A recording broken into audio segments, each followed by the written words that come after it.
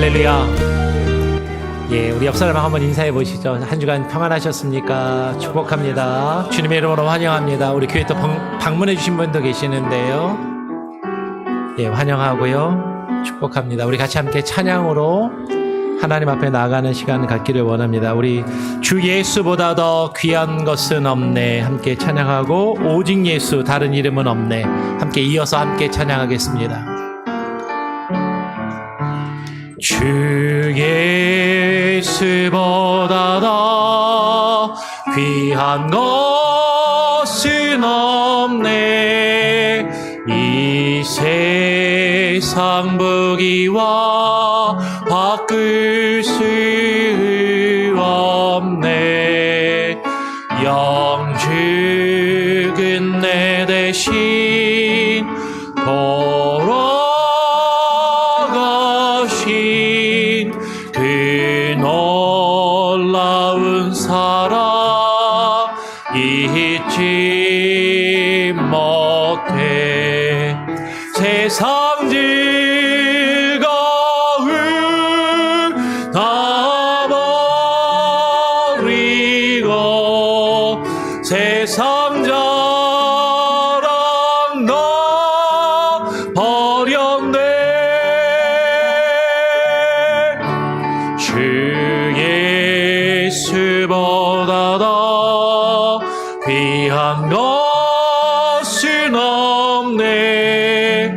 예수 밖에는 없네. 주 예수보다 더 주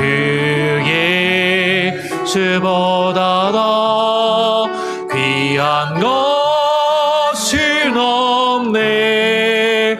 이 세상 명예와 바꿀 수 없네. 이전에 죽이다 세상 일로 주 사랑하는 마음 맺지 못해. 세상 즐거움 다 버리고 세상 자랑 다 버렸네. 주 예수보다 더 귀한 것은 없네. 예수 밖에는 없네. 주 예수보다 더 귀한 것은 없네. 이 세상 행복과 바꿀 수 없네.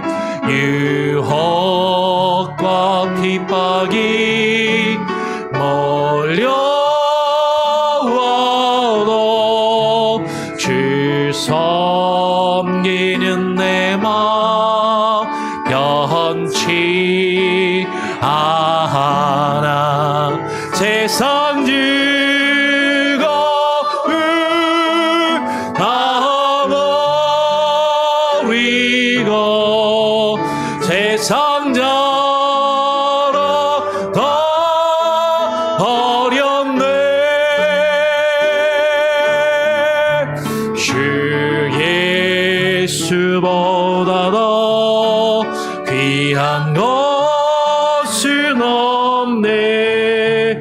예수 밖에는 없네. 오직 예수 오직 예수 다른 이름은 없네.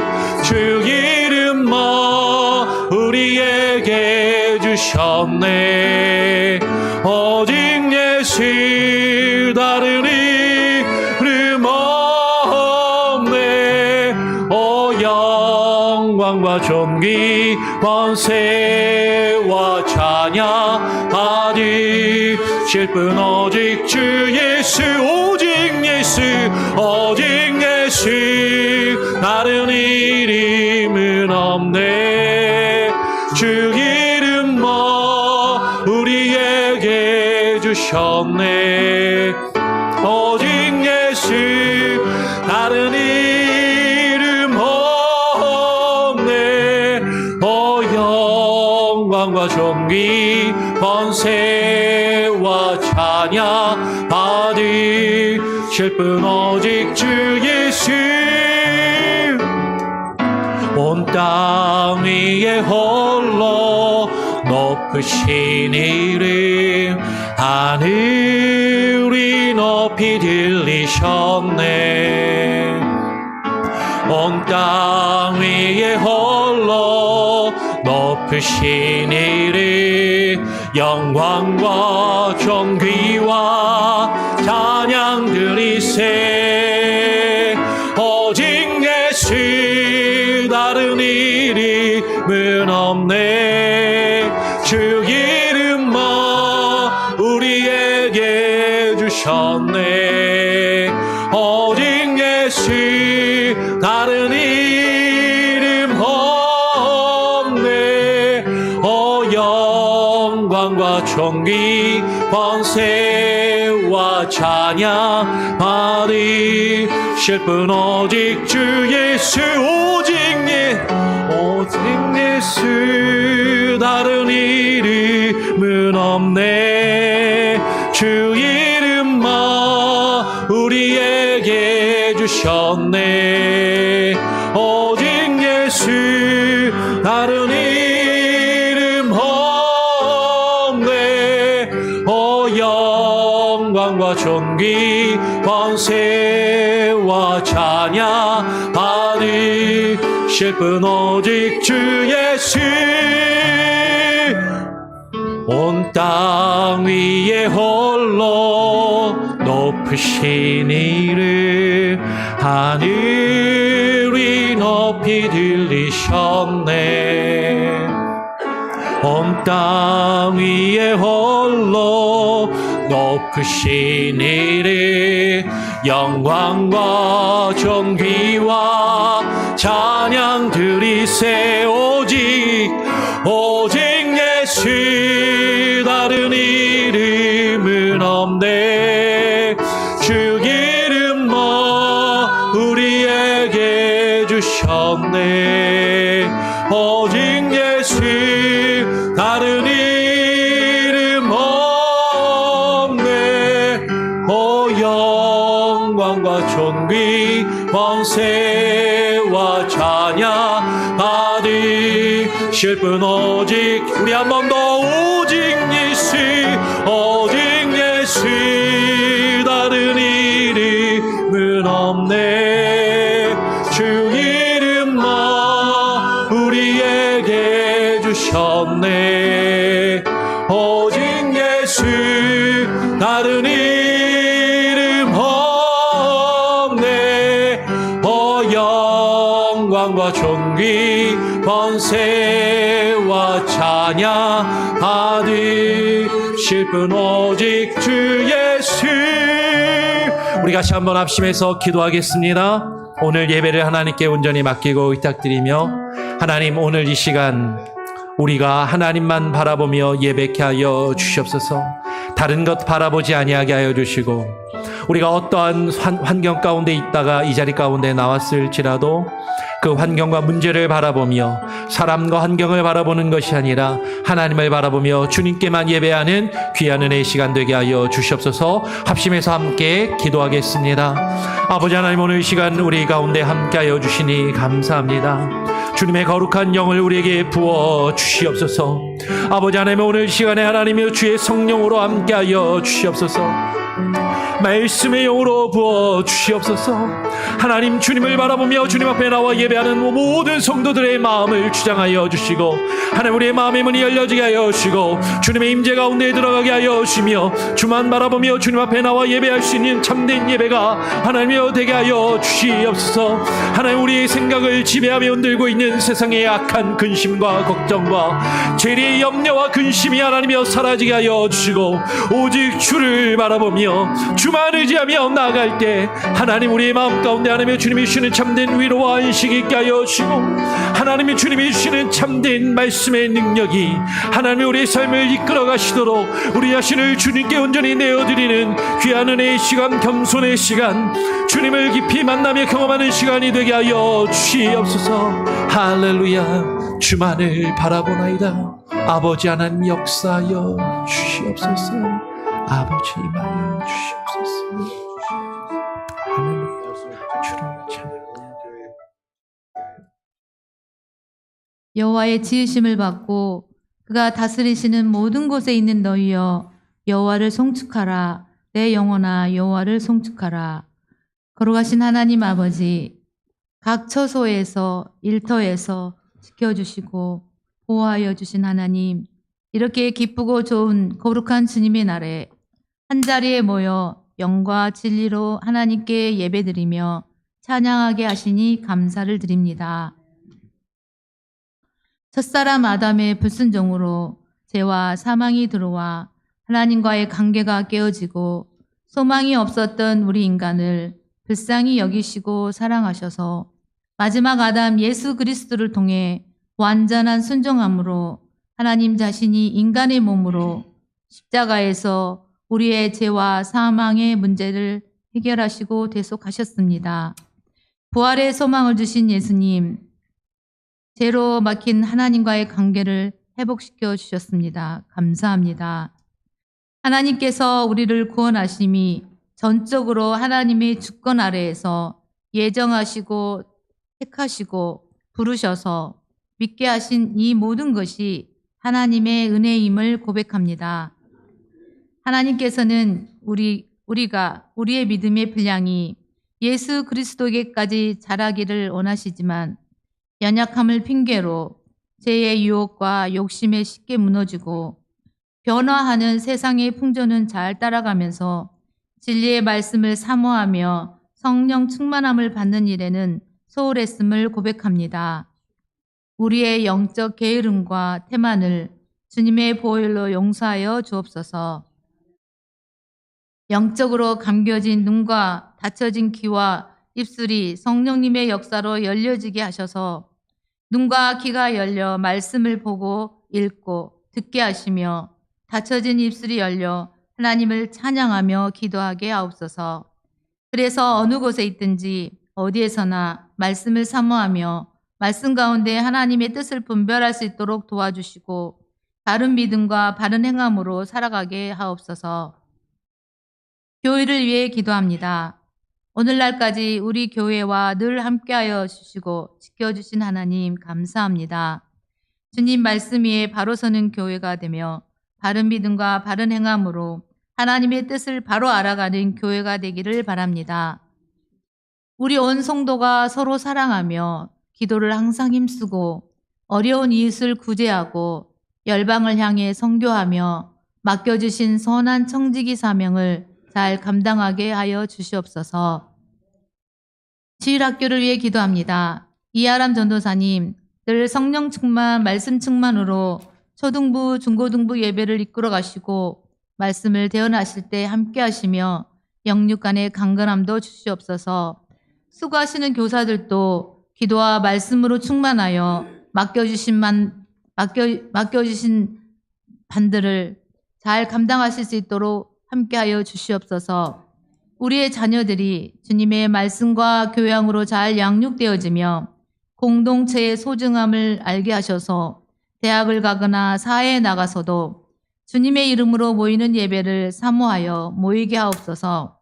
복음을 증거하는 귀한 사명자들이 될 수 있도록 이들을 늘 지켜주시고 제약으로부터 물들지 않게 믿음의 순결함을 갖도록 늘 함께하여 주시옵소서. 선교사님들과 선교지를 위해 기도합니다.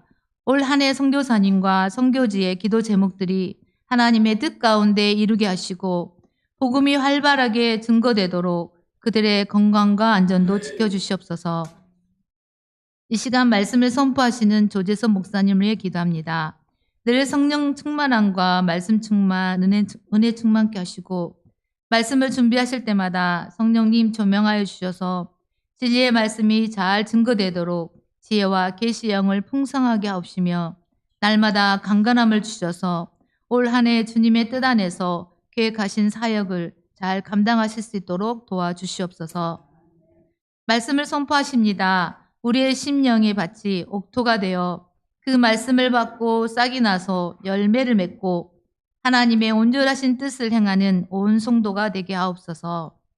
말씀을 듣는 중에 문제가 해결되며 치유와 회복이 일어나는 역사가 일어나기를 기도합니다.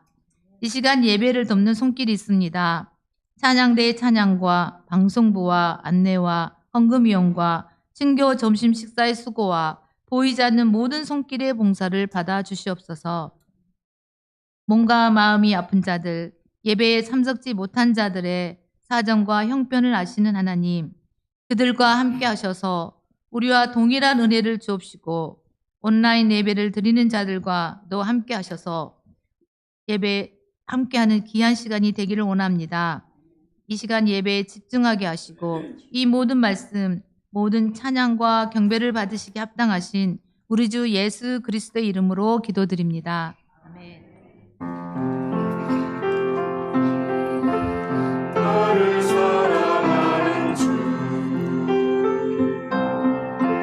나의 곁에 계신 주 이제는 나의 뒤로 들어 주소서. 아멘. 다 같이 자리에서 일어나셔서 사도신경으로 우리의 신앙을 하나님 앞에 고백하며 또 사람들 앞에 선포하며 나가도록 하겠습니다. 전능하사 천지를 만드신 하나님 아버지를 내가 믿사오며 그 외아들 우리 주 예수 그리스도를 믿사오니 이는 성령으로 잉태하사 동정녀 마리아에게 나시고 본디오 빌라도에게 고난을 받으사 십자가에 못 박혀 죽으시고 장사한 지 사흘 만에 죽은 자 가운데서 다시 살아나시며 하늘에 오르사 전능하신 하나님 우편에 앉아 계시다가 저리로서 산자와 죽은 자를 심판하러 오시리라. 성령을 믿사오며 거룩한 공예와 성도가 서로 교통하는 것과 죄를 사하여 주시는 것과 몸이 다시 사는 것과 영원히 사는 것을 믿사옵나이다. 아멘. 우리 그대로 서신 채로 오늘 우리에게 주신 하나님의 말씀을 같이 함께 봉독하도록 하겠습니다. 디모데후서 1장 13절, 14절 두 절의 말씀입니다. 두 절의 말씀이니까요. 우리 같이 한 목소리로 천천히 함께 읽길 원합니다. 같이 읽어볼까요? 시작. 너는 그리스도 예수 안에 있는 믿음과 사랑으로서 내게 들은 바 바른 말을 본받아 지키고 우리 안에 거하시는 성령으로 말미암아 내게 부탁한 아름다운 것을 지키라. 아멘. 예, 자리에 앉으시고요. 우리 찬양대 찬양으로 하나님께 영광 올려드리도록 하겠습니다.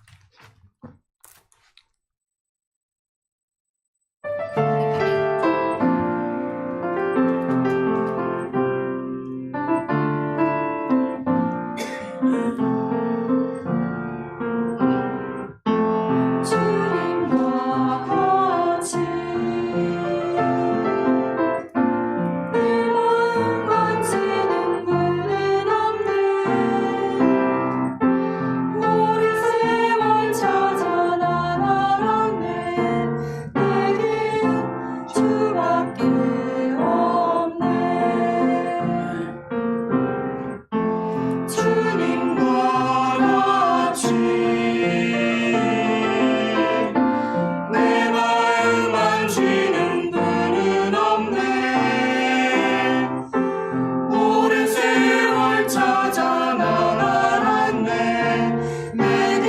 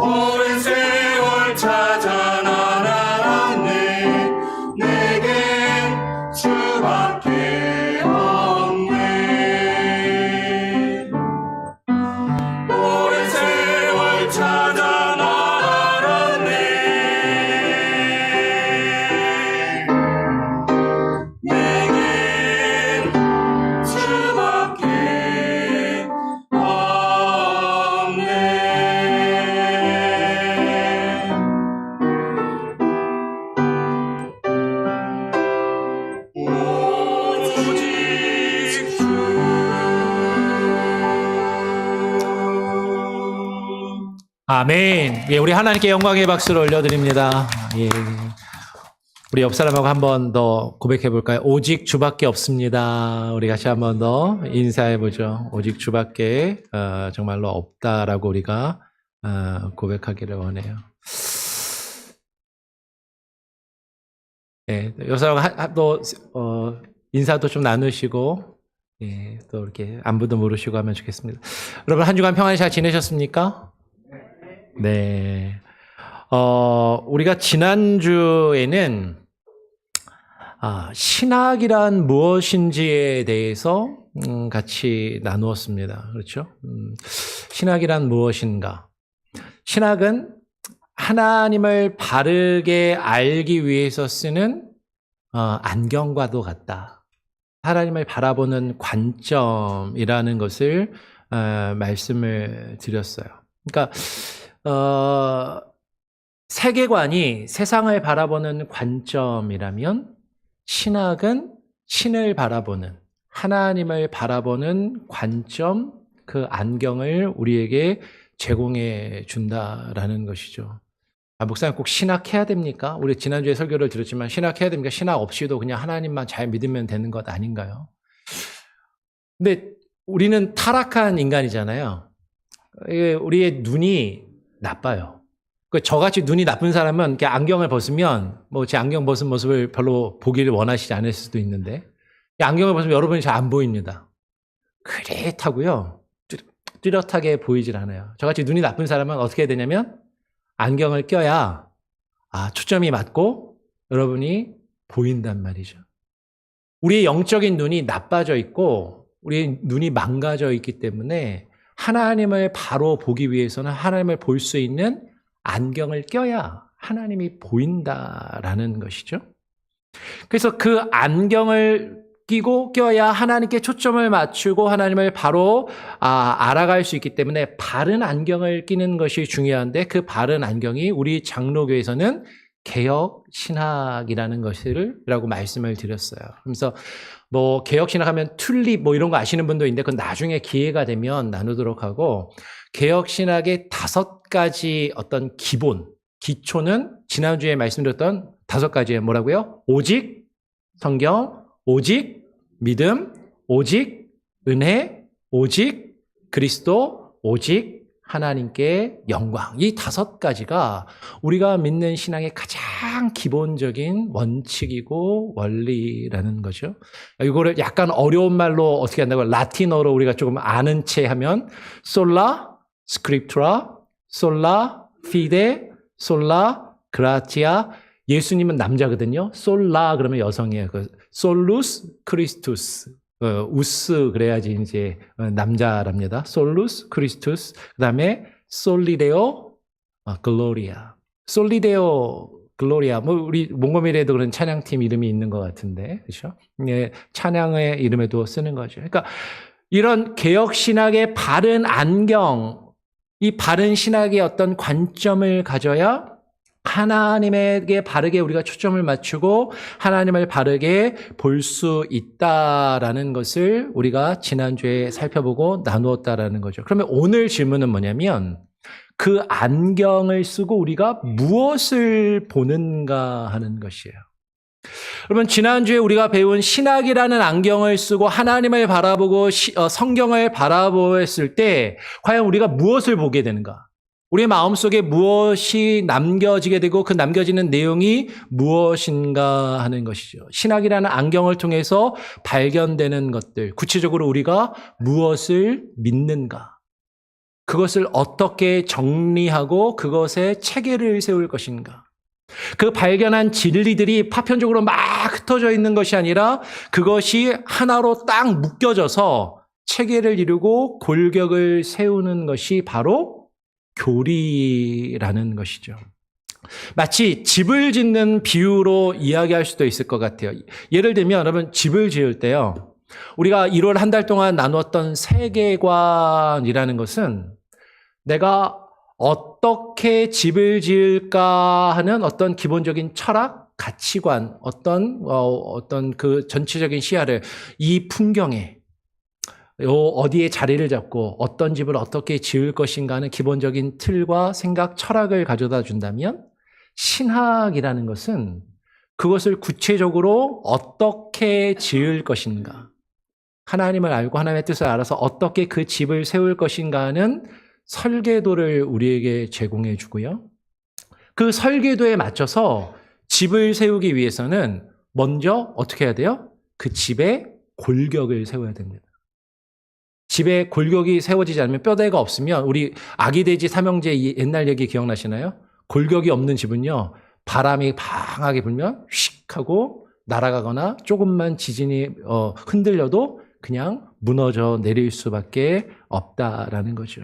아무리 훌륭한 설계도가 있어도 튼튼한 뼈대가 없으면, 튼튼한 골격이 없으면 그 집은 무너질 수밖에 없다라는 것이죠. 마찬가지로 교리가 우리의 신앙의 골격을, 뼈대를 이루는데 그 교리가 없는 신앙은 마치 뼈대 없는 몸과도 같다라는 것이에요.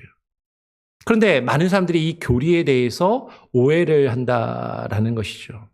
많은 분들이 교리에 대해서, 목사님 교리 너무 딱딱해요. 너무 재미없습니다. 아니, 우리가 교회 다니면서 하나님 사랑하고 이웃 사랑하고 서로 사랑하면서 잘 지내면 되지, 굳이 교리가 뭐가 그렇게 중요합니까? 그거 뭐 알아봐야 머리만 아프지, 그거 뭐 필요합니까? 교리 막 따지는 사람들 보니까 사랑이 없더라고요. 사랑이 식어지고 냉랭하고 서로 네가 옳으니 내가 옳으니 네가 틀려니 막 그 서로 지적질하고 갈등하고 다투고 싸우면서 분열을 일으키고, 그것 때문에 교단도 나누어지고 교회가 분열되고 갈라지고 그런 것 아닙니까? 그러니까 교리 같은 거 필요 없는 것 아닌가요? 그냥 하나님만 잘 믿고 우리가 서로 사랑하면서 그렇게 신앙생활 잘하면 좋지 않을까요? 라고 하는 그런 생각들. 어떻게 보면 전혀 틀린 말은 아닌데 한쪽에 치우쳐 있는 편견을 가지게 된다는 거죠. 사실 저도 이런 편견을 가지고 있었어요. 그러니까 제가 사실 조금 일찍 하나님께서 저를 부르셔서 제가 대학교 들어가기 전에 하나님한테 서원을 했습니다. 하나님, 제가 일평생 하나님의 말씀을 전하는 사람이 되겠습니다. 하나님 말씀을 전하는 사람이 되겠다고 했는데 제 마음속에 나는 신학 공부는 안 한다. 신학 공부해서 목사는 안 되겠다. 근데 하나님의 말씀은 전해야 되니까 하나님한테 그렇게 약속은 했으니까 신학교를 안 가고 성경이 원어로 써 있는 히브리어로 써 있다 그래서 히브리어를 배우기 위해서 히브리학과에 들어간 거죠. 그 성경의 배경적인 학문을 배우고 나는 신학은 안 해. 근데 하나님의 말씀은 잘 알아서 원어로 배워갖고 원어로 성경을 가르쳐야지. 그러면서 신학교가 아닌 일반 대학에 들어갔단 말이에요. 근데 시간이 지나서 하나님께서 어쩌다가 저를 신학교에 가게 하셨네요. 처음에는 한 학기만 다녀보고 관둬야지. 유학 가기 전에. 근데 가서 신학을 한 학기를 하면서 제 생각이 조금씩 깨어진 거죠. 난 신학이 불필요하다고 생각했는데, 교리가 불필요하다고 생각했는데 그게 아니네. 내가 오해했었네. 잘못 알고 있었네라는 거를 깨닫고 한 학기만 다니고 유학 가야지 그랬는데 3년을 다니면서 졸업까지 하고 그 학교에서 2년을 더 다니고 THM까지 하고 한 신학교로 5년을 다닌 거죠. 근데 실제로 논문까지 쓰는 것까지 하면은 6년을 다녔어요. 그 신학교를. 근데 여러분, 지금 제가 가졌던 이와 같은 오해들, 아마 여러분도 그런 생각을 하시는 분들이 많이 있을 수도 있다는 거예요. 신학, 교리, 그게 뭐가 필요해? 그런 거 중요하지 않은 것 아니야? 그런데 그런 생각을 혹시 가지고 있다면 제가 그 오해들을 깨트렸던 것처럼, 그 오해를 바로잡았던 것처럼 여러분들의 그 가지고 있는 그 생각을, 잘못된 생각을 한번 풀어드리기를 원합니다. 그렇다면 교리가 무엇일까 하는 것이에요. 교리는 아까도 말씀드린 것처럼 신앙의 뼈대를 이루는 것인데, 교리에 대한 정의는요, 먼저 교리라는 단어부터, 그 단어의 의미부터 한번 살펴보겠습니다. 이 교리라는 단어가 어디서 비롯되냐면 헬라어로 디다케라는 단어에서 왔어요. 디다케. 근데 이 디다케라는 것의 단어의 원래 뜻은 가르침, 교훈이라는 말입니다. 그래서 성경을 찾아보면 교리라고 번역된 적은 없는데 이 디다케라는 단어가 가르침 혹은 교훈이라고 그렇게 번역이 돼 있다라는 거죠. 그리고 이 단어가 라틴어로 가서 라틴어에서 독트리나에서 영어의 doctrine이라고 하는 교리, 그리고 거기서 도그마라는 말까지 나오게 된 거죠. 그러니까 한마디로 정리하면 교리는 우리가 믿는 바를 체계적으로 정리한 것이 교리다. 그래서 신학과 교리의 관계를 여러분 이렇게 이해하시면 됩니다. 아까 우리가 지난주에 살펴보았던 것처럼 신학이 하나님과 하나님의 말씀을 바라보는 관점이라면 그 관점을 가지고 하나님을 알아가고 하나님의 말씀을, 하나님의 뜻을 알아가는 과정이 신학인 것이죠.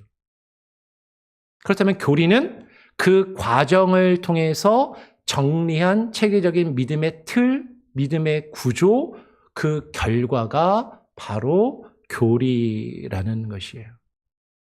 신학이 하나님을 탐구하는 활동이라면, 하나님을 알아가는 과정이고 활동이라면, 교리는 그 신학적 탐구를 통해 얻어진 진리의 정수를 잘 정리한 것이다. 지난주에도 말씀을 드렸지만 여러분 신학은 신학자들이나 목사만 하는 거라고요? 그렇진 않아요. 여러분 모두가 하나님을 믿는 사람들이 하나님을 알아가는 과정이 필요하다는 거죠. 그게 작게는 넓게는 그 모든 것이 신학이지만 솔직하게 이야기하면 우리 일반 성도님들이 직장 생활도 해야 되고 여러 가지 삶의 일정에 바쁜데 신학자들이나 목사처럼 풀타임으로 말씀만 연구하고 성경만 연구하면서 거기에 있는 가르침을 잘 정리하고 하기는 쉬워요, 어려워요? 어렵잖아요. 그러니까 저같이 신학을 공부하고 특별히 저같이 성경신학을 공부한 사람들은 성경의 말씀들을 귀납적으로 하나하나 쭉 보면서 거기에 있는 내용들을 하나하나 끄집어내서 그것들을 체계적으로 잘 정리한 것이 이제 교리라는 거죠. 그러니까 신학자들이나 저 같은 목사들이 그 성경을 연구해서 뭔가를 잘 정리한 그것을 우리 성도들에게 그 어려운 과정은 좀 생략하고 처음부터 연역적으로 이게 우리가 믿는 바다라고 설명해주고 요거를 성경을 통해 하나하나 연역적으로 확인하자라는 게 보통 이제 조직신학자들이 하는 그런 방법인 거죠. 그러니까 요거를 만약에 정리하면 이렇게 흐름을 이야기할 수 있는 거예요. 하나님이 계세요. 온 우주와 만물을 만드신 하나님이 계시는데 그 하나님이 자신과 자신의 뜻을 계시하셔서 나타내 보이시고 그것을 기록되게 하신 것이 성경이라는 거죠.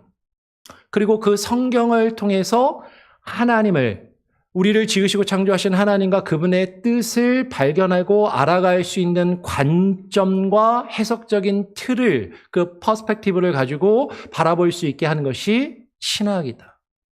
그렇게 성경을 바라본 것을 통해서 체계적으로 정리돼서 우리가 무엇을 믿는지 그 틀과 원칙을 세운 것이 교리이고 그 교리를 교회가 공동체로서 함께 우리는 장로교회로서 우리는 이렇게 하나님을 믿는다라고 고백한다라고 하는 것이 신앙의 고백인 것이죠.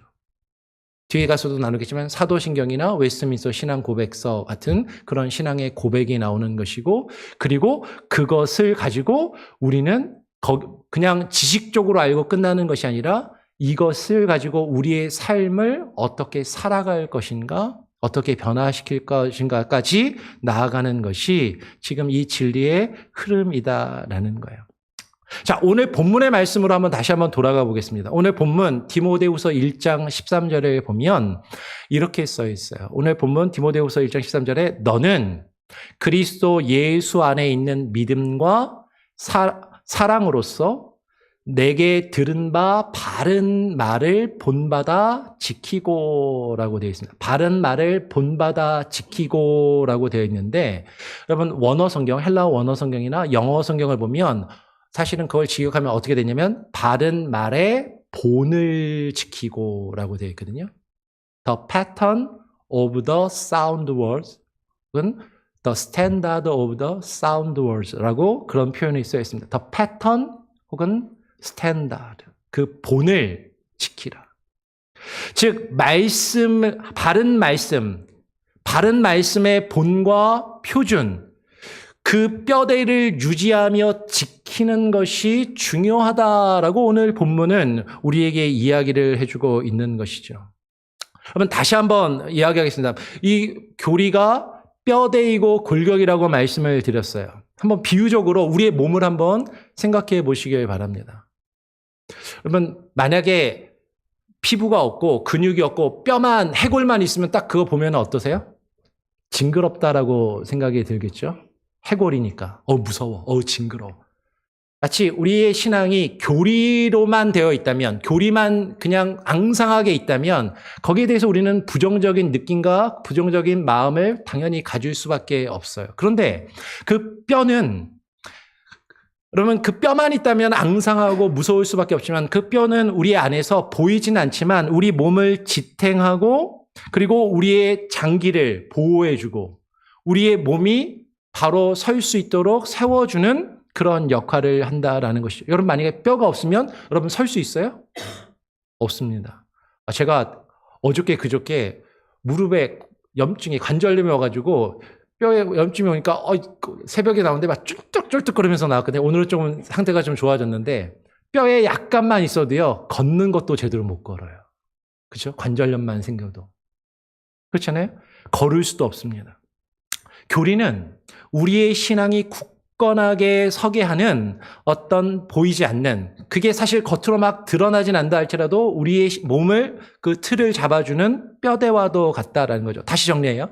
신학이 설계도라면 교리는 우리의 신앙을 세워주는 뼈대와 골격의 역할을 하는 것이고, 그 뼈대와 골격 위에 우리의 삶이, 우리의 신앙이 근육처럼 덮고 그것이 겉으로 드러나야, 바르게 세워지는 삶으로 나타나야 그것이 올바른 건강한 신앙인의 모습이다라는 거죠. 그런데 뼈가 없으면, 뼈대가 없는 신앙은 무너질 수밖에 없고 바로 설 수 없다라는 것이에요. 어떤 분들은 교리는 사람이 인위적으로 만들어낸 것 아닙니까? 라고 그렇게 생각할지 몰라요. 그런데 교리는 아까도 이야기한 것처럼 사람이 억지로 만들어낸 것이 아니라 성경에 있는 내용들을 하나하나 정리하다 보니까 그것이 이어지는 맥락이 있고 그것을 체계적으로 정리한 것이 교리라는 것이죠. 어떤 분들은 이렇게 이야기해요. 목사님, 성경에는 교리 같은 말은, 교리라는 단어가 없는데요. 아까 얘기했지만 교리라는 단어는 없지만 그 교리라고 번역된 디다케라는 말이 다르게 가르침이라고 번역됐다라고 말씀을 드렸어요. 아니, 성경에는 교리 같은 거 없고 사람이 만든 것 아닙니까? 아니에요. 성경에도 그 교리, 그 가르침을 강조하는 내용들이 여러 곳에 나온다라는 거죠. 가르침이라고 우리말로 번역되어 있지만 이것은 지금 우리가 보통 교리라고 하는 것과도 맥이 같은 디다케라는 그 단어가 쓰이는다라는 거죠. 가장 대표적으로 보면 고린도전서 15장 3절 이하로 5절까지 그 이하의 내용을 보면, 우리가 예배 시간에 우리가 설교 듣기 전에 아까 일어서 가지고 신앙 고백했죠. 뭘로 신앙 고백했죠? 사도신경으로 신앙 고백을 했잖아요. 그 사도신경의 기본적인 핵심적인 내용이 담겨있는 구절이 고린도전서 15장 3절에서 5절이라고 보통 생각을 합니다. 제가 한번 읽어볼게요. 고린도전서 15장 3절에서 5절을 보면 처음에 이렇게 시작합니다. 내가 받은 것을. 누구한테 받은 거예요? 예수님과 예수님의 제자들, 믿음의 선진들로부터 전달받은 그 가르침을, 그 교훈을, 내가 받은 그 가르침과 교훈을 먼저 너희에게 전하노니 이는 성경대로 그리스도께서 우리 죄를 위하여 죽으시고 장사 지낸 바 되셨다가 성경대로 사흘 만에 다시 살아나사 게바에게 보시고 다른 수많은 사람들에게 보이셨다는 내용이 고린도전서 15장 5절 이하에 쭉 기록되고 있는 거죠. 내가 받은 것, 그 받은 교훈과 그 가르침. 사도행전 2장 42절에 보면 그들이 사도들의 가르침을 받아 교제의 떡을 떼며 교회가 세워져가는 사도들의 가르침이라는 단어가 나오는데 그 가르침이 디다케라는 말이에요.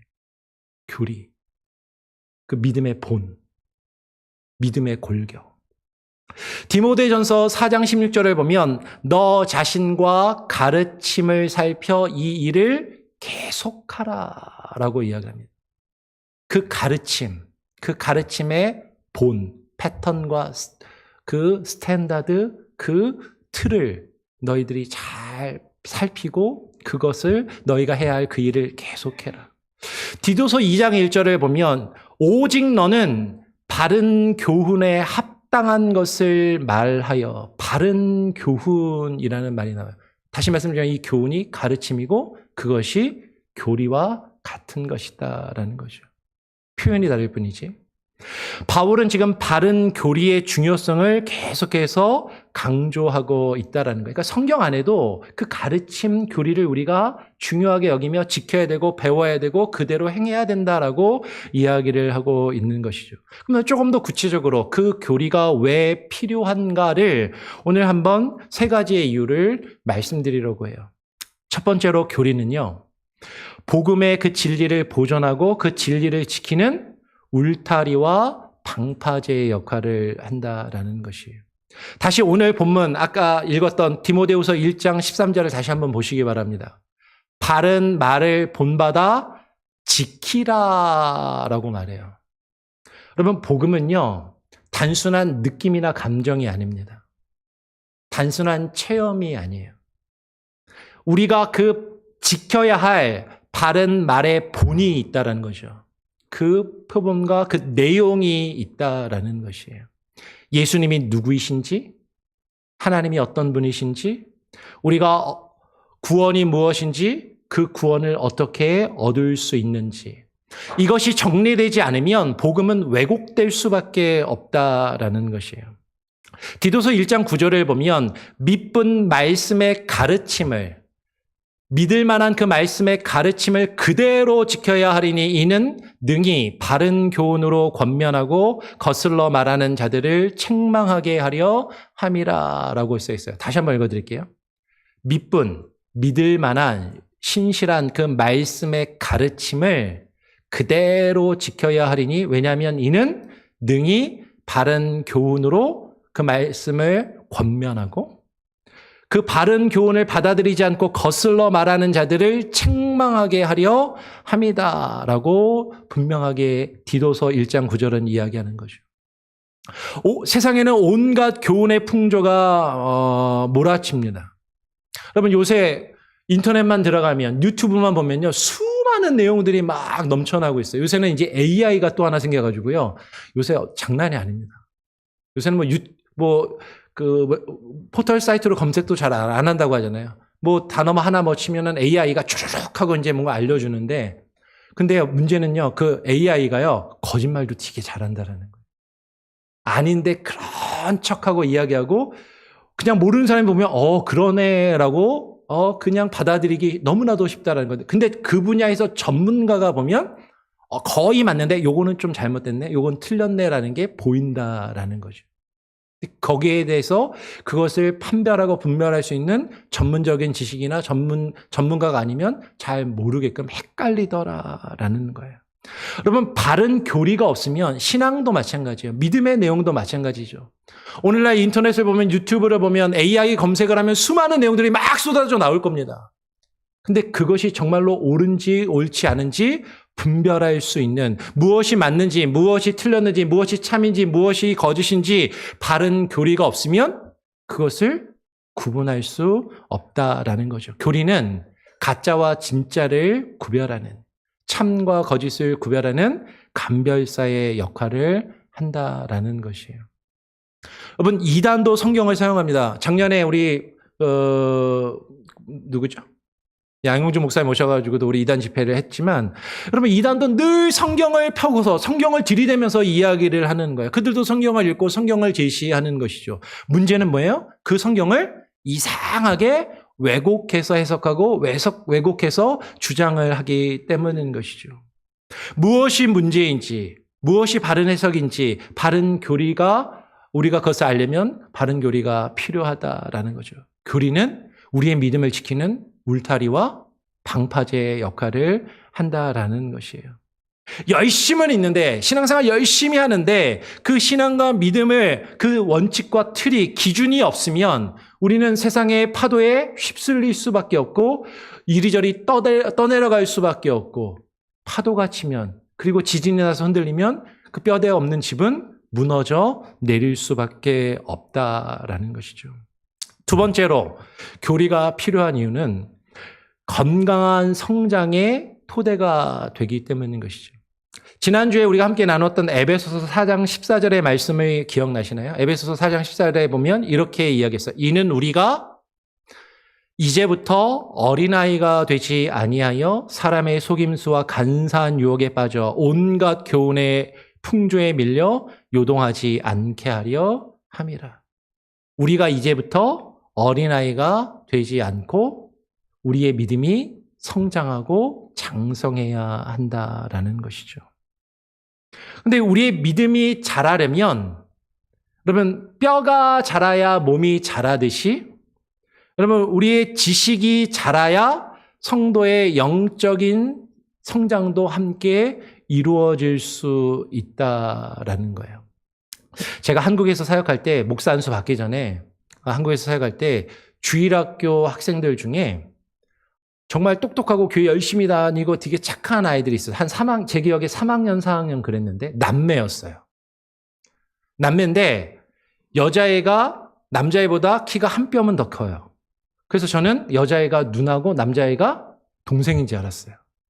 근데 나중에 보니까 남자애가 오빠고 여자애가 동생이에요. 근데 여동생이 키가 한 뼘은 더 커요. 근데 남자애가 4학년인데 키만 보면 초등학교 보통 1학년 애들보다도 더 작은 거예요. 왜 그런가 하고 봤더니 그 아이가 성장판에 이상이 있는 거죠. 뼈가 자라질 않는 거예요. 뼈가 크질 않으니까 키가 안 크는 거죠. 그럼 그 부모님이 교회에서 신앙생활 되게 열심히 하시고 한국에서도 대기업의 간부로 남부러 것 없이 잘 사시는 분인데 그 큰아들이 뼈가 안 자라니까 키가 크지를 않고 그것 때문에 근심과 걱정이 많더라고요. 병원 다니면서 이제 치료를 하고 그러긴 했는데 제가 이제 교회를 떠나왔으니까 얼마나 이제 잘 컸는지는 지금은 잘 모르겠지만 여러분 지금 뭘 얘기하냐면 여러분 우리의 몸이 자라려면 그냥 뼈가 자라지 않으면 몸이 자랄 수 없다라는 거죠. 뼈에 있는 성장판이 자라야 우리의 몸이 자랄 수 있는 것처럼 우리의 신앙도 우리의 신앙을 유지하고 그것을 지탱하는 그 골격을 이루는 교리적인 내용이나 그 가르침이 우리 안에서 바로 세워지고 그것이 그 지식이 자라지 않으면 여러분 우리의 신앙이 바로 자랄 수가 없다라는 것이에요. 교회 생활 10년, 20년을 해도 수년 동안 교회를 다녔는데 왜 내 신앙이 자라지 않고 요모양 요꼴인가? 왜 이대로 머물러 있는가? 혹시 그런 마음이 있다면 우리가 그 바른 가르침이 내 안에 바로 세워지지 않았기 때문일 수 있다라는 것이죠. 뼈가 자라야 몸이 자라듯이 우리의 신앙을 유지하는 그 틀과 뼈대가 되는 교리와 그 성경의 지식이 자라야 우리의 신앙도 바로 자랄 수 있다라는 것입니다. 그러면 교리는 세 번째 교리가 필요한 이유는요. 교리는 신앙의 질서와 통일성을 우리에게 만들어줍니다. 교회 역사를 보면 교회가 하나된 교회로서 유지될 수 있도록 하는데 교리가 중요한 역할을 했다는 거죠. 쉽게 말하면 교회가 지금 2000년 넘게 쭉 예수님 이후에 예수님이 부활 승천하신 이후에 교회가 2000년 넘게 쭉 이렇게 오면서 교회를 위협하는 수많은 세력들이 있었어요. 이단들이 일어났습니다. 그때마다 그 이단이 교회의 바른 가르침을 위협할 때 아니 성경은 이렇게 이야기하고 있어라고 그 이단을 반박하면서 바른 가르침을 세워 나온 것이 교회의 교리로 정립된 것이고 그것이 교회를 지키고 교회를 하나로 이단과 정통교회를 구별하며 정통교회를 하나로 묶어주는 그런 끈의 역할을 했다라는 거죠. 예를 들면 기원 후 325년에 니케아 공의회가 열렸습니다. 이 니케아 공의회는 아리우스라는 이단이 나타나서 예수님이 하나님이심을 부인하는 거야. 예수는 그냥 인간일 뿐이다. 그냥 신앙생활 잘하는, 하나님 말씀 잘 듣는 우리가 본받을 인간이지 신은 아니다라고 그렇게 주장을 했을 때 성경의 근거들을 쭉 종합해서 예수는 신이고 삼위일체 하나님이 하나님 되심을 삼위일체의 교리가 정립되는 계기가 만들어졌다라는 거죠. 그리고 100여 년이 좀 지나지 않아서 451년에 칼케톤 공의회가 또 열렸는데 이때는 예수가 신은 신인데 어떤 신인가? 예수니가 신이고 그러면 인간이 아니란 이야기인가? 라고 이야기할 때 예수님의 신성과 인성에 대해서 논쟁이 벌어지면서 예수님이 그러면 반은 신이고 반은 사람인가?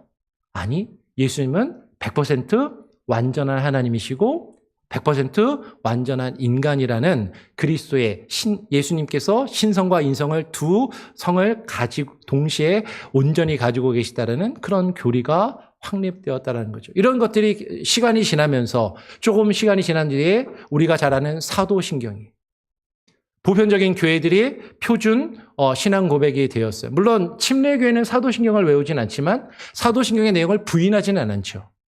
우리 장로교회 같은 전통에서는 사도신경을 함께 예배 시간에 공예배 시간을 통해서 함께 고백하며 우리가 믿는 바를 함께 고백하며 하나 된 공동체로서 이것을 믿는다라고 함께 고백을 하였다라는 거예요. 시간이 좀 더 지나서 종교개혁이 이루어지고 종교개혁 이후에 종교개혁자들이 우리 장로교회가 개혁된 교회가 믿는 바를 정리한 것이 웨스터민스터 신앙 고백서이고 요새 새벽 예배 때 나누고 있죠. 그 웨스트민스터 신앙 고백을 아이들에게 가르치기 위해서 질문과 답의 형식으로 정리한 것이 소요리 문답이고 어른들에게 가르치기 위해서 질문과 답의 형식으로 정리한 것이 대요리 문답입니다. 그리고 우리 미국 쪽이나 영국 쪽에서는 웨스트민스터 신앙 고백, 우리 한국 교회도 웨스트민스터 신앙 고백을 강조하는데 유럽 쪽에 있는 개혁교회들은 하이델베르그 요리 문답을 또 강조하면서 그것을 나타내는 것이죠. 여러분 사도신경이나 웨스트민스터 신앙 고백이나 하이델베르크 요리 문답과 같은 신앙 고백은 우리가 믿는 바를 하나로 정리해 주어서 우리가 하나 된 공동체라는 것을 하나 된 같은 입으로 같은 말을 같은 신앙 고백을 하는 공동체라는 것을 묶어주는 하나의 신앙의 끈이 된다라는 것이에요. 우리 교회는 장로교회입니다. 장로교회는 교리를 중요하게 생각해요. 왜요? 지금까지 쭉 말씀드린 것처럼 교리는 성경과 성경의 진리를 보호하는 울타리와 방파제 역할을 하기 때문인 것이죠. 웨스트민스터 신앙 고백과 대소요리 문답은 성경의 체계를 성경을 잘 정리하고 요약한 것임을 우리가 인정하고 받아들이기 때문입니다. 그리고 그 교리 안에 우리가 무엇을 믿어야 하는지 신앙의 DNA가 잘 담겨 있다라는 것이죠. 그래서 교리를 버리면 결국 우리는 개인적인 감정 중심, 체험 중심, 내가 믿고 싶은 대로 신앙생활하기 쉽다라는 것이에요. 근데 교리는 우리의 신앙이 바로 엉뚱한 길로 나가지 않도록 길잡이 역할을 해준다라는 거죠. 좀 더 중요한 것은 이 교리는 단순한 지식이 아니라 삶을 위한 것이다라는 것이에요. 그럼 여기까지 들으면 아직도 이런 생각을 하시는 분들이 분명히 계실 수도 있어요. 목사님, 그래요. 교리가 중요한 건 알겠는데 근데 너무 지식적인 거 아닙니까? 너무 딱딱한 것 아닙니까? 교회에서 강조해야 되는 건 교리가 아니라 사랑 아닌가요? 사랑을 강조하고 사랑을 실천해야죠. 좋은 말이에요. 그런데 오늘 본문의 말씀을 다시 한번 보시기 바랍니다. 디모데후서 1장 13절에 보면 뭐라고 이야기하냐면 너는 그리스도 예수 안에 있는 믿음과 사랑으로서 내게 들은 바 바른 말을 본받아 지키고라고 이야기를 하는 것이죠. 바울은 그 교리를, 그 가르침을 지키는데 믿음과 사랑으로서 지키라라고 이야기를 하는 것이죠. 여러분, 교리는 내가 그것을 알아서 다른 사람을 판단하고 비판하고 다른 사람을 내리치는 몽둥이로 사용하는 것이 아니라 그 교리는 하나님을 더 깊이 사랑하기 위한 마치 연애 편지와도 같다라는 것이에요. 여러분 한번 사랑하는 사람을 생각해 보십시오. 누군가를 사랑하면, 누군가를 좋아하면 그 사람에 대해서 더 알고 싶어진다라는 것이죠. 그 사람의 취향, 그 사람이 뭘 좋아하고 뭘 싫어하는지, 그 사람의 성격, 그 사람이 내가 이렇게 행동하면 좋아하고 이렇게 행동하면 싫어한다는 것을 알아요. 그리고 그가 좋아하는 것을 하려고 하는 거죠. 왜? 사랑하기 때문에. 근데 이거를 제가 못하는 것 같아요, 집에서. 그걸 잘 못하면 아내가, 그렇잖아요. 아내가 뭘 좋아하는지, 뭘 싫어하는지를 잘 알고 그걸 잘 정리해서 기억하고 있어야 그걸 좋아하는 걸 하고 싫어하는 걸 피할 텐데, 자꾸 저는 제가 하고 싶은 대로 하는 거예요. 그러면 아내는 싫어하고 계속 갈등을 일으키고 싸울 수밖에 없다라는 거죠. 그렇죠? 근데 우리가 하나님을 사랑한다면, 하나님이 어떤 분이신지, 하나님의 성품이 무엇인지, 하나님이 무엇을 좋아하시고 무엇을 싫어하시는지를 알아야 하고, 그거 하나님이 좋아하시는 것은 하고 하나님이 싫어하시는 것을 피해야 하나님과의 우리의 관계가 좋아질 것 아니에요. 하나님이 어떤 분이신지, 하나님이 무엇을 좋아하시고 하나님이 무엇을 싫어하시는지를 잘 정리한 거, 내 사랑하는 아내가 뭘 좋아하고 싫어하는지를 정리한 것처럼 그렇게 잘 정리한 것이 바로 교리라는 것이죠. 이 교리는 성령과 함께 지켜야 하는 것입니다. 오늘 이어서 본문 14절을 보면 이렇게 되어 있어요. 우리 안에 거하시는 성령으로 말미암아 너에게 부탁한 아름다운 것을 지키라라고 이야기해요. 교리는 우리 머리로만 지식적으로만 지키라라고 말하는 것이 아닙니다. 우리 안에 계시는 성령님으로 말미암아 성령님을 의지할 때 그 교리가 살아있는 말씀이 되어서 우리 삶을 변화시킬 수 있다라는 것이죠. 성령이 없는 교리는 차갑고 딱딱할 수밖에 없어요. 아까 얘기했던 것처럼 뼈만 앙상하게 있다면 그건 해골이잖아요.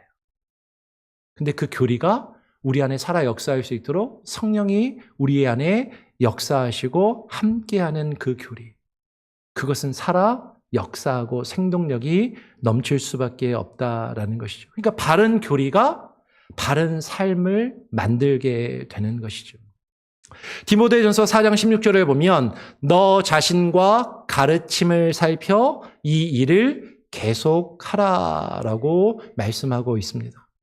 교리는 단순히 머리로만 아는 지식을 배우는 것이 아니고 그 진정한 교리의 기능은 우리가 어떻게 살아가야 할지 삶의 지침을 우리에게 제공해 주는 것이다라는 것이죠. 예를 들면 여러분 우리가 삼위일체의 교리를 알고 바로 알고 삼위일체의 교리를 믿으면 우리가 기도할 때 성부 하나님께 기도하는데 성자 예수님의 이름으로 기도하고 성령님의 도우심을 구하며 기도하게 되는 것이 정리되고 그렇게 바르게 기도하는 거예요. 그런데 어떤 분들은요, 하나님도 하나님, 아버지도 하나님, 예수님도 하나님, 성령님도 하나님인데 누구한테 어떻게 기도하는 건지 이게 정리가 안 되시는 분들이 있어요. 기도할 때.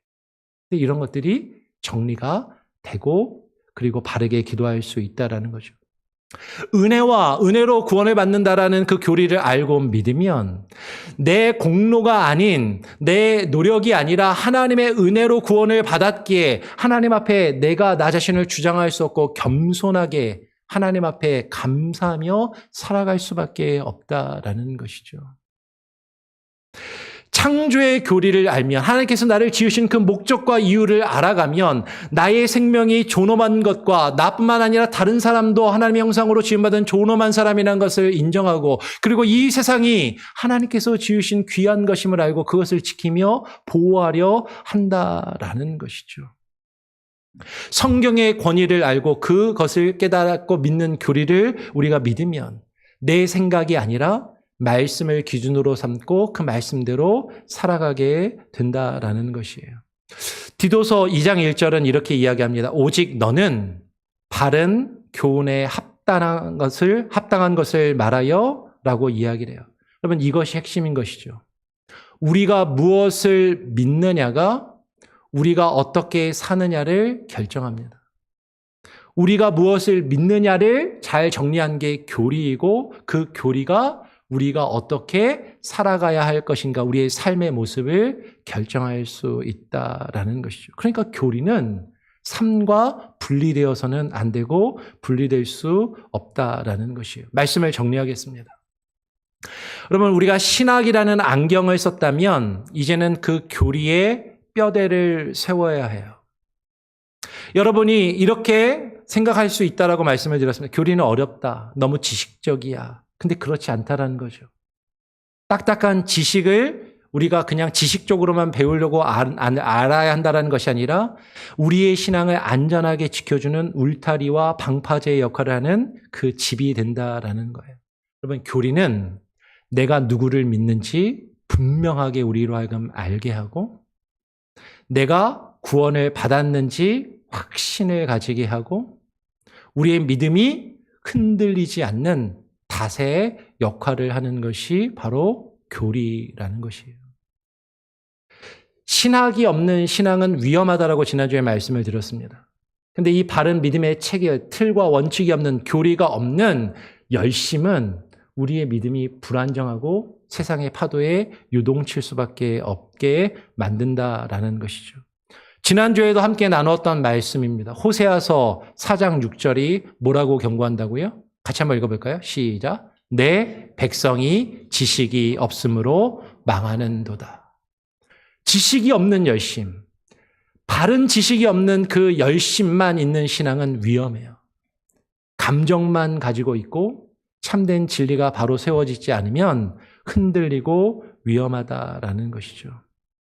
여러분, 우리 교회에서 진행하는 교리에 대한 가르침에 소홀하지 마시기 바랍니다. 여러분에게 결단을 요구하고 도전하길 원해요. 여러분, 지금 새벽 예배 때 계속 광고를 드리지만 웨스트민스터 신앙 고백을 함께 나누고 있습니다.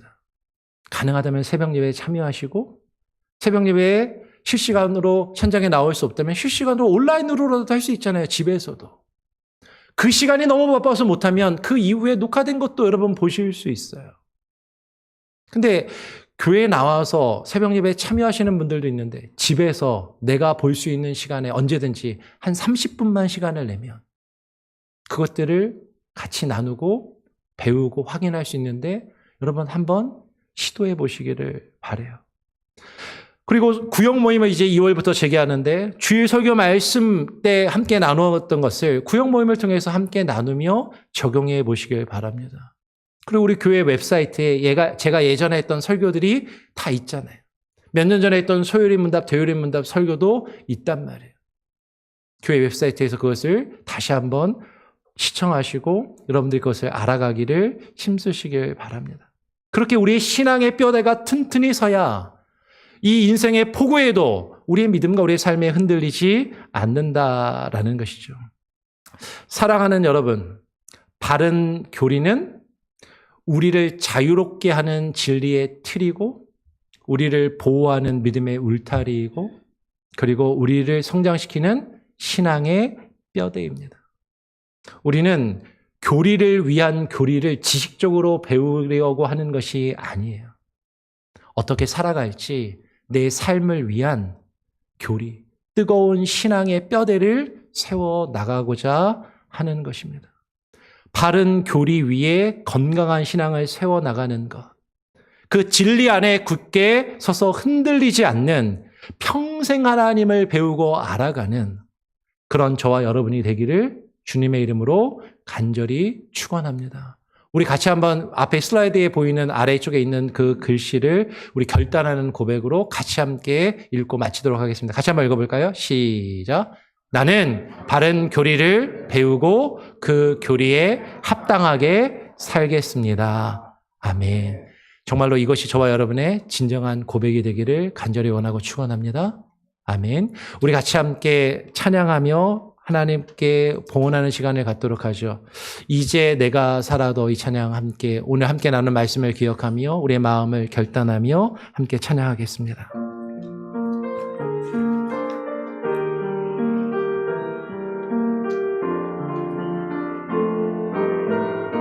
이제 내가 살아도 이제 내가 살아도 주 위에 살고 이제 내가 죽어도 주 위에 죽네. 하늘 영광 보여주며 날 오라 하네. 할렐루야 찬송하며 주께 갑니다. 그러므로 나는 서나 죽으나 주님의 것이요 사나 죽으나 사나 죽으나 날 위해 피 흘리시 내 주님의 것이요. 이제 내가 떠나도 이제 내가 떠나도 저 천국 가고 이제 내가 있어도 주 위에 있네. 우리 예수 찬송하며 나는 가겠네. 천군 천사 나팔 불며 마중 나오네. 그러므로 나는 사나 죽으나 주님의 것이요 사나 죽으나 사나 죽으나 날 위해 피 흘리시 내 주님의 것이요. 우리 한번 더 고백합시다. 그러므로 나는 사나 죽으나 주님의 것이요 사나 죽으나 사나 죽으나 사나 죽으나 날 위해 피 흘리시 내 주님의 것이요. 기도하겠습니다. 하나님 아버지, 오늘 주님 앞에 나와 예배하며 또 귀한 예물을 정성껏 주님께 드렸습니다. 하나님 기뻐 받아 주시옵소서. 하나님, 오늘 우리가 드린 말씀의 내용을 잘 기억하며 우리가 지켜야 할 가르침, 그 바른 말씀의 본이 무엇인지 그것이 잘 체계적으로 정리된 그 교리가 우리에게 필요함을 하나님 우리로 하여금 깨달아 알게 하시고 인정하게 하시고 그 바른 가르침을 배우며 지키며 그렇게 살아가기를 힘쓰는 우리들 되게 하여 주시옵소서.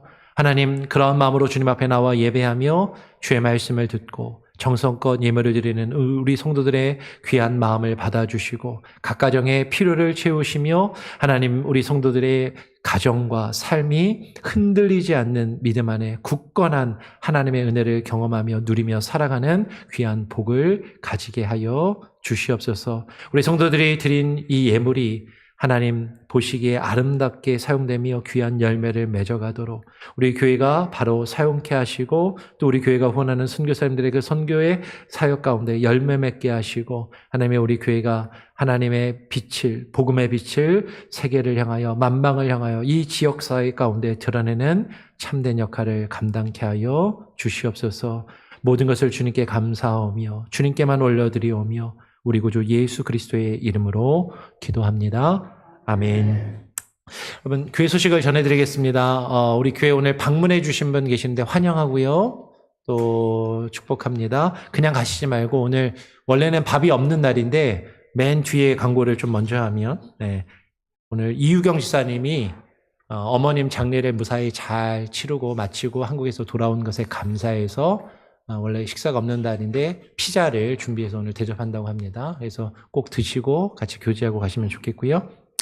오늘 방문하신 분들도 그냥 가시지 마시고요. 함께 교제하시고 그렇게 가시면 좋겠습니다. 새벽 예배, 수요 성경 공부, 아까 제가 설교 중에도 말씀드린 것처럼 많이 관심을 가지시고 말씀의 배움의 자리로 함께 나오셔서 참여해 주시기를 부탁을 드립니다. 오늘 예배 마치고 교사 간담회가 있습니다. 우리 교사들하고 모임이 있을 거고요. 2월부터 구역 모임이 재개되었습니다. 우리 구역 모임 재개되어서 여러분 각 구역별로 모임을 하신 구역도 있고 아직 못 하신 구역도 있을 텐데 모임을 가져주시고요. 인도자 성경 공부가 다음 주가 첫째 주라서 있습니다. 인도자님들 기억해 주시길 바라고 춘계 대신방을 원하시는 분은 신청을 해 주시길 바랍니다. 그리고 지난주에 말씀을 드렸지만 주보 가운데 오늘 들은 설교를 가지고 한번 어떤 생각을 한번 정리하는 질문이 있습니다. 식사하면서 같이 식사하시는 분과 뭐 다른 이야기 하셔도 좋지만 오늘 들은 말씀을 놓고 같이 질문하며 대화를 해보시고 여러분 부부끼리 가정에 돌아가셔서도 이 질문하셔도 좋고 구역 모임 때 이런 내용들을 같이 함께 나누시면 감사하겠습니다. 그리고 아까 말씀드린 대로 오늘 점심은 이유경 지사님이 피자를 대접해 주십니다. 기억해 주시고 혹시 어머님 장례 치르신 거에 대해서 아직 위로의 말을 전하지 못한 분이 있다면 위로한다고 또 이렇게 많이 이렇게 등도 두들겨 주시고 또 이렇게 축복해 주시기를 부탁을 드리겠습니다. 다른 혹시 광고의 내용이나 제가 빠뜨린 게 혹시 있을까요? 없으면 다 같이 자리에서 일어나셔서 마지막 찬양 함께 찬양하고 제가 축도함으로 오늘 예배를 마치도록 하겠습니다. 오직 믿음으로 함께 찬양하겠습니다. 세상은 들리고 사람들은 변하여도 세상은 들리고 사람들은 변하여도 나는 주를 섬기리. 주님의 사랑은 영원히 변하지 않네. 나는 주를 신뢰해. 오직 믿음으로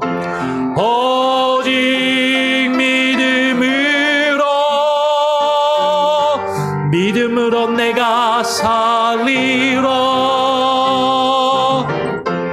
오직 믿음으로 내가 살리라. 믿음은 들리고 사람들 주를 떠나도 나는 주를 섬기리. 주님의 나라는 영원히 쇠하지 않네. 나는 주를 신뢰해. 오직 믿음으로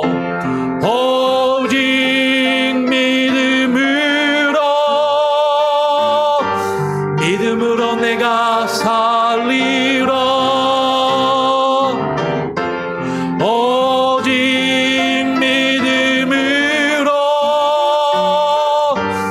믿음으로 내가 살리라. 오직 의인은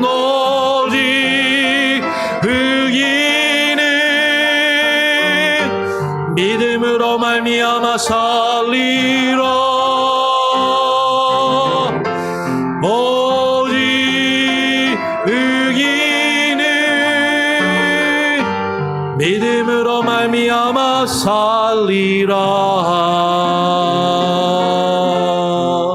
이제는 우리의 생명의 주인이 되시는 우리 구주 예수 그리스도의 무한하신 은혜와 그 아들의 생명을 우리에게 아낌없이 허락하신 아버지 하나님의 크신 사랑과 그 은혜와 사랑을 깨달아 알며 그 은혜와 사랑이 이끌어 가시는 대로 우리가 하나님의 말씀과 뜻을 분별하며 하나님의 뜻 안에서 살아갈 수 있도록 우리의 삶 가운데 역사하시며 인도하시고 주장하시는 성령님의 역사 교통하심이 오늘 주님 앞에 나와 예배를 드리며 바른 말씀의 가르침을 배우고 그 말씀의 뼈대를 세우며 그 가운데서 우리의 믿음과 신앙이 자라 하나님이 원하시는 삶을 살아가기를 소원하고 결심하며 돌아가는 오늘 예배 가운데 참석한 모든 예배자들과 출타 중에 있을지라도 우리 교회에 속한 모든 권속들과 이 시간에 온라인으로 함께 예배드리며 이후에 예배드릴 모든 이들의 삶과 자녀와 가정과 모든 삶의 영역 가운데